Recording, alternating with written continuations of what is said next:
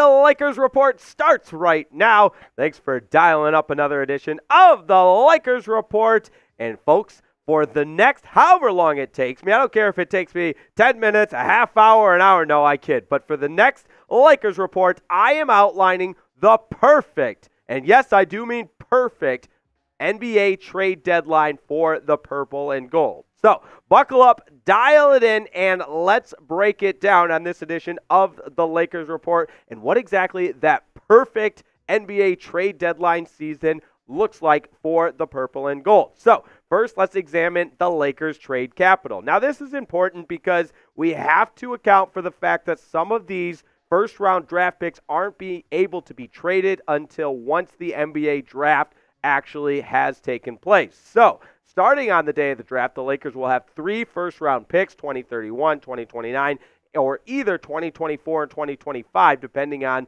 what the Pelicans decide to do. Of course, reminder, that is from the Anthony Davis trade. Now, with that said, it's also important to consider that for trades in this NBA trade deadline upcoming. But first, I want to remind you that if you want to stay locked into the purple and gold, we cover them from every single angle with daily content. And of course, keeping you up to date on the latest trade rumors, and if and when a trade happens, we make a video about it. Nobody's covering the purple and gold like we are, so subscribe to the channel. Help us continue to grow, and grow some more, which is the trajectory we want to be on as the Los Angeles Lakers get ready to gear up for a postseason run. So subscribe to the channel, help us reach that goal, and shout out to those who have just subscribed. We appreciate it, and hopefully you've enjoyed the daily Lakers content. Now, here's my goal for the Los Angeles Lakers during this NBA trade deadline. I want to see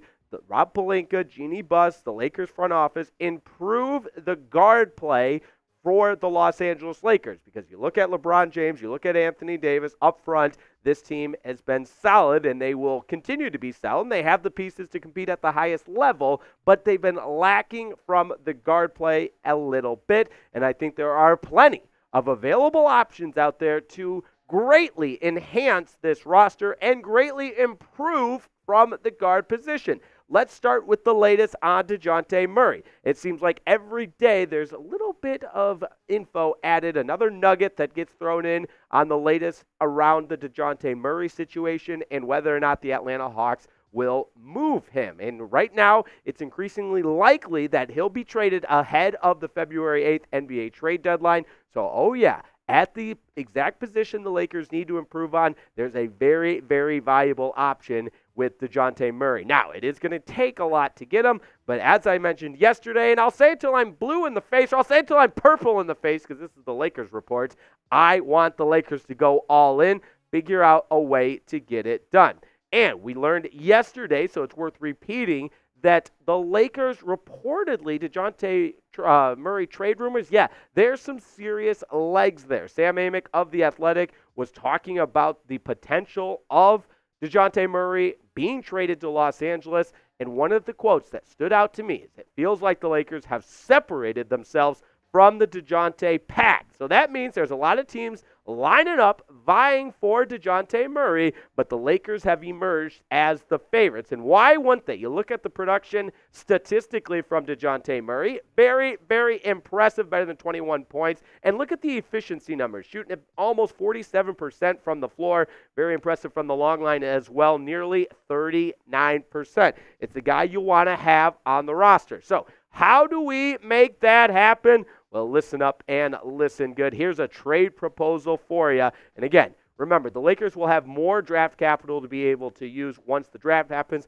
But for this here trade deadline, current, right now, the Lakers do have some picks that they can give up. But once the draft happens, they'll have those more first-round capital to be able to use down the stretch. So I think if you offer Atlanta 2 first-round picks in exchange for Dejounte Murray and Clint Capella, and then throw in D'Angelo Russell. I know there's a lot of people that want D'Angelo Russell to stay in Los Angeles, but I'm ready to have his bags packed in exchange for Dejounte Murray. Go ahead and throw Rui Hachimura in there as well. And I think this is a mutually beneficial trade for both teams. I think it's one the Hawks would sign off on. And certainly if you're the Lakers, this is the desired result when you consider the opportunity to bring Dejounte Murray to Los Angeles. So let me know what you think. How would you grade this trade? Would you make this trade? Type A for accept or D for decline. Of course,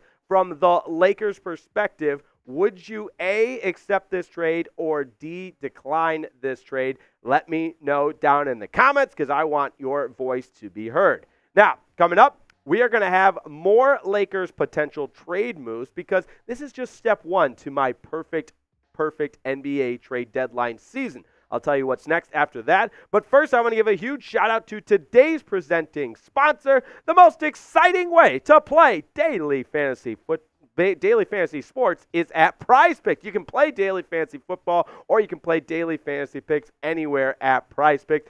Far and away the most exciting way. All you got to do is go to prizepicks.com/CLNS. That's prizepicks.com/CLNS. And if you're new around here, here's how it works. You simply pick more or less on a player's projected stat line and go from there, always keeping it fresh and keeping it new, our PrizePicks. And right now, I love what they've got going. They've implemented the Goblins and Demons to the NBA side of things. So if you're making NBA picks, you can include the Goblins and Demons. The Demons, a lot more difficult to win, tougher picks. But with those tougher picks becomes the option to win a little bit more.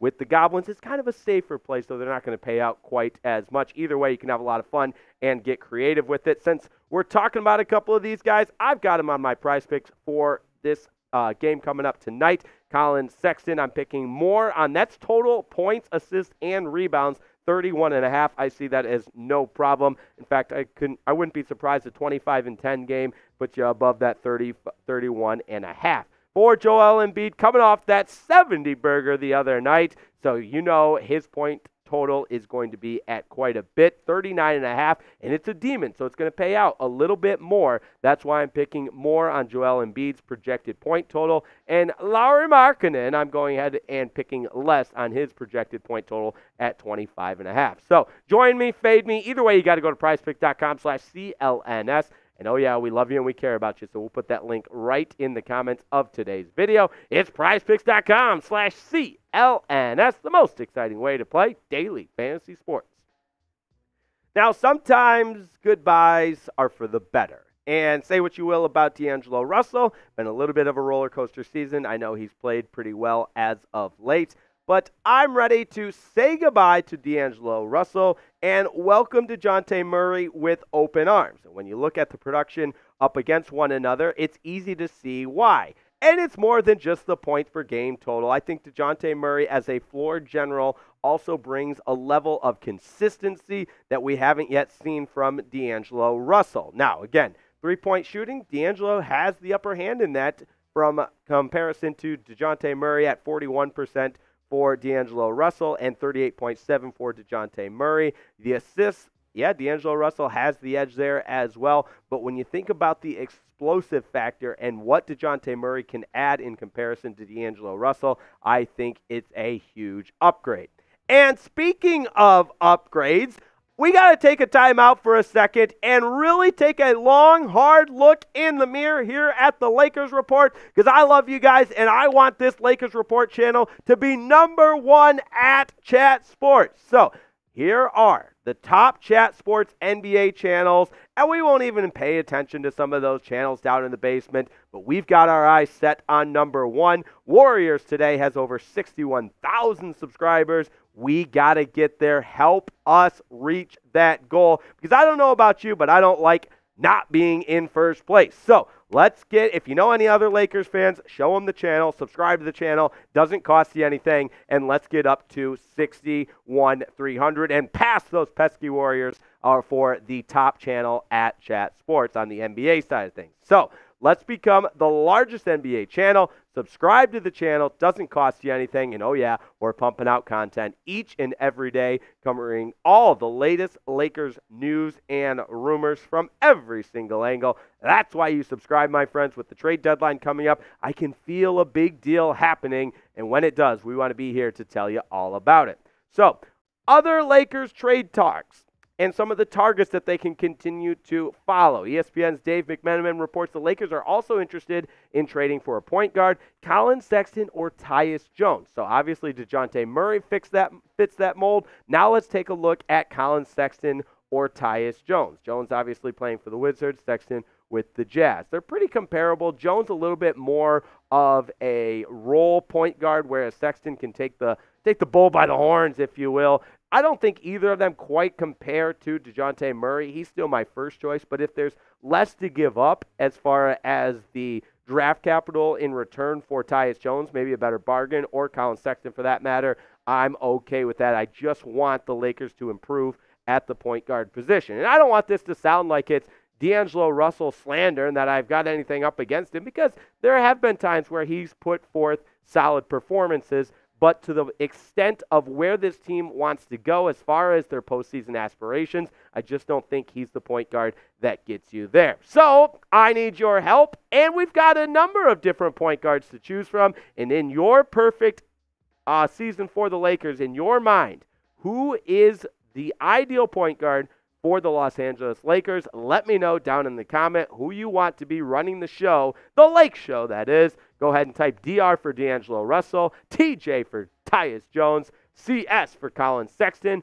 or DM for Dejounte Murray. And you guys know where I stand. It's time for an upgrade, and I think the two players that represent the biggest upgrade for the Lakers would first be Dejounte Murray. That's my first choice. Or if that can't work out, I'm good with Collin Sexton either way.